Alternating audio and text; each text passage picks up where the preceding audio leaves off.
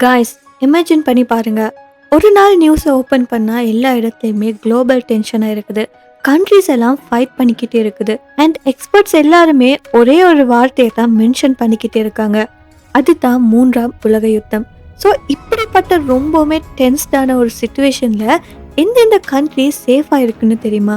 சில கண்ட்ரிஸ் பார்த்தீங்கன்னா மவுண்டன்ஸால் ப்ரொடெக்ட் பண்ணப்பட்டிருக்கும். ஓஷனோட நடுவில் ஹிடனான சேஃபான நேஷனாக இருக்கும். அண்ட் சில கண்ட்ரிஸ் பார்த்தீங்கன்னா ஹிஸ்ட்ரியில் யுத்தம் டைமில் சர்வை பண்ண நியூட்ரலான கண்ட்ரிஸாக இருக்கும். ஸோ இப்படிப்பட்ட நாடுகளோட லிஸ்ட்டில் எந்தெந்த நாடுகள் சேஃபான நாடுகளுக்குள்ளே வரும்னு சொல்லி தான் இன்றைக்கி நம்ம பார்க்க போகிறோம். வாங்க வீடியோக்குள்ளே போகலாம்.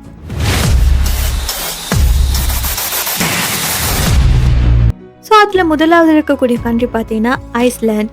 இதோட ரொம்பவுமே சின்ன தீவாக தான் இருக்குது. ஸோ இது பெரிய கடலோட நடுவில் மற்ற பெரிய நாடுகள்லேருந்து கொஞ்சம் தூரமாக இருக்குது. அதனாலே பெரிய நாடுகள் எல்லாம் போர் போட்டாலுமே கூட அந்த தாக்கம் இங்கே உடனே வந்து சேர வாய்ப்பு குறைவுன்னு சொல்லப்படுது. இன்னொரு முக்கியமான விஷயம் என்னென்னா, இந்த நாட்டில் மக்கள் தொகை ரொம்பவுமே குறைவாக தான் இருக்குது. அதனாலேயே பெரிய நாடுகள் இந்த இடத்தை தாக்க வேண்டிய அவசியமும் அதிகம் இருக்காது. அது மட்டும் இல்லாமல் இந்த நாட்டில் பெரிய படை அமைப்புகள் கூட இல்லை. அதனாலே மற்ற நாடுகளோட பெரிய அளவிலான சண்டையோ இல்லைன்னா அரசியல் மோதல்களோ பொதுவாக இந்த நாட்டுக்கு ஏற்பட்டதே இல்லை. அது மட்டும் இல்லாமல் இங்குள்ள இயற்கை சூழலும் பாதுகாப்புக்கு உதவுதுன்னு சொல்லலாம். ஐஸ்லாண்டில் பல எரிமலைகள் எல்லாம் இருக்குது. பனிப்பகுதிகள், கடல் சுற்றி இருக்கக்கூடிய அமைப்புகள் இதெல்லாம் இருக்குது. ஸோ இந்த மாதிரி இடங்கள்ல போர் நேரத்தில் பெரிய படைகள் அங்கே போய் தாக்குறது ரொம்பவுமே கடினமாக இருக்கும். அது மட்டும் இல்லாமல் இந்த நாடு பார்த்தீங்கன்னா மின்சாரம் மற்றும் வெப்பம் போன்ற தேவைகளை இயற்கை சக்தியிலிருந்தே பெறுது. அதனாலே உலகத்தில் எங்கே பிரச்சனை நடந்தாலுமே அடிப்படை வாழ்க்கையை அவங்களுக்கு தொடர்ந்து நடத்த முடியுமா இருக்கும். அதுக்கப்புறம் பார்த்தீங்கன்னா சுவிட்சர்லாந்து. இந்த நாடு உலகத்தில் இருக்கக்கூடிய ரொம்பவுமே அமைதியாக இருக்கக்கூடிய நாடாக பல வருடங்களாக அறியப்படுது. இந்த நாட்டோட முக்கிய தன்மை என்னன்னா, மற்ற நாடுகளோட சண்டை இல்லைன்னா போர்களில் கலந்து கொள்ளாமல் இருக்கிறது தான். பல வருடங்களாக அவங்க இந்த வழியை தான் பின்பற்றி வராங்க. ஸோ அதனாலே மற்ற நாடுகளோட பெரிய சிக்கல்கள் அதிகமாக இந்த நாடுக்கு ஏற்படுறதே இல்லை. அது மட்டும் இல்லாமல் இந்த நாடு பெரிய பெரிய மலைகளால் சூழப்பட்டு இருக்குது. ஸோ இந்த மலைகள் காரணமாகவே வெளிநாட்டிலிருந்து பெரிய படைகள் எல்லாம் உள்ளே வர்றது ரொம்பவுமே கஷ்டம். இதோட இன்னொரு முக்கியமான விஷயம் என்னன்னா, இந்த நாட்டு மக்கள் பாதுகாப்புக்காக பல இடங்கள்ல அடைக்கலங்கள் எல்லாம் அமைக்கப்பட்டிருக்குது.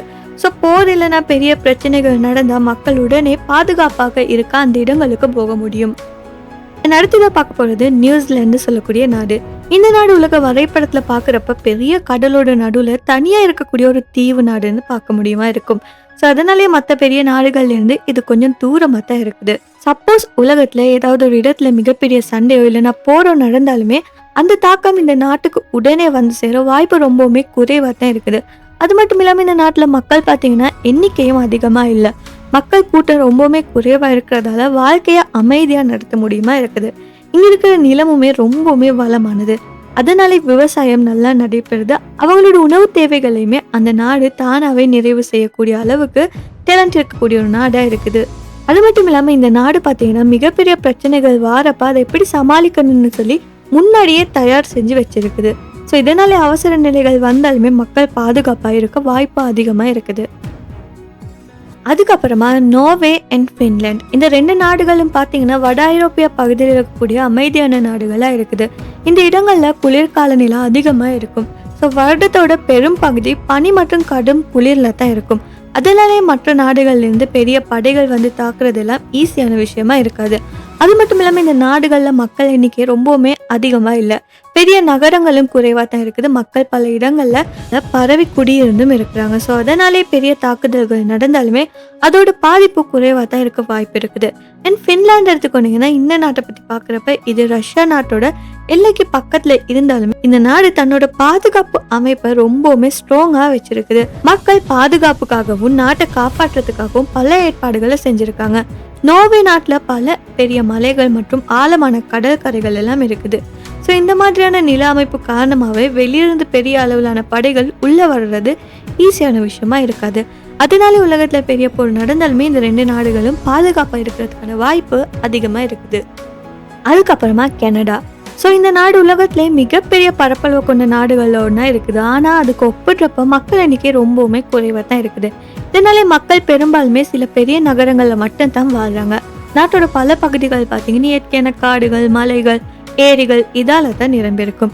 ஸோ இந்த நாடு பார்த்தீங்கன்னா யுனைடெட் ஸ்டேட்ஸ் நாட்டுக்கு ரொம்பவுமே பக்கத்தில் இருந்தாலுமே வடக்கு பகுதிகளில் பெரிய நகரங்கள் அதிகமாக இல்லை. ஸோ அதனாலே பெரிய உலகப்போர் ஏற்பட்டாலுமே அதோட நேரடி தாக்கம் எல்லா பகுதிகளுக்கும் ஈஸியில் போகாது. அது மட்டும் இல்லாமல் இந்த நாட்டில் நீர், காடுகள், கனிமங்கள், உணவு வளங்கள் இது மாதிரி இயற்கை வளங்கள் எல்லாம் அதிகமாக இருக்குது.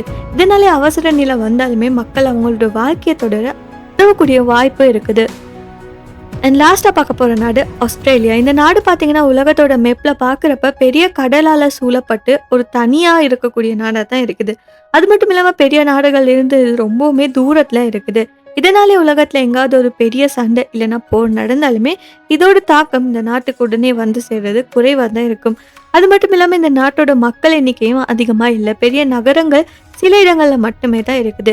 இங்கே இருக்கக்கூடிய நிலம் வளங்கள் காரணமாக உணவு உற்பத்தி, நீர் வளம், இயற்கை வளங்கள் இதெல்லாமே நல்ல அளவில் இருக்குது. ஸோ அதனாலே அவசர நிலை வந்தாலுமே மக்கள் அவங்களோட வாழ்க்கையை நடத்த முடியுமா இருக்கும். அண்ட் இந்த மக்கள் பார்த்தீங்கன்னா பாதுகாப்புக்காக முன்னாடியே பல திட்டங்களை தயார் செஞ்சு வச்சுருக்காங்க. இதனாலே பெரிய பிரச்சனைகள் வந்தாலுமே அதை சமாளிக்கக்கூடிய திறன் இருக்கும். ஸோ இந்த கண்ட்ரிஸ் தான் 3ஆம் உலக யுத்தம் நடந்தாலுமே சேஃபாக இருக்கக்கூடும்னு சொல்லி ஓரளவு ப்ரிடிக்ட் பண்ணக்கூடிய கண்ட்ரிஸ்னு சொல்லலாம். இதுதான் எக்ஸ்போர்ட்ஸோட டாப் பிக்ஸில் இருக்கக்கூடிய கண்ட்ரிஸ்னு சொல்லலாம். இந்த கண்ட்ரிஸில் இருந்தால் சேஃப்டி ஃபேக்டர் ரொம்ப ஹையாக இருக்குன்னு சொல்லி அவங்க சொல்கிறாங்க. ஸோ நீங்கள் எந்த கண்ட்ரியை ரொம்பவுமே சேஃபஸ்டான கண்ட்ரியாக இருக்குன்னு சொல்லி நினைக்கிறீங்கன்னு கமெண்ட்டில் சொல்லுங்கள். இந்த வீடியோ பிடிச்சிருந்தா மறக்காம இந்த வீடியோவை லைக் பண்ணி ஷேர் பண்ணி நம்ம யூடியூப் சேனலை சப்ஸ்கிரைப் பண்ணிக்கோங்க.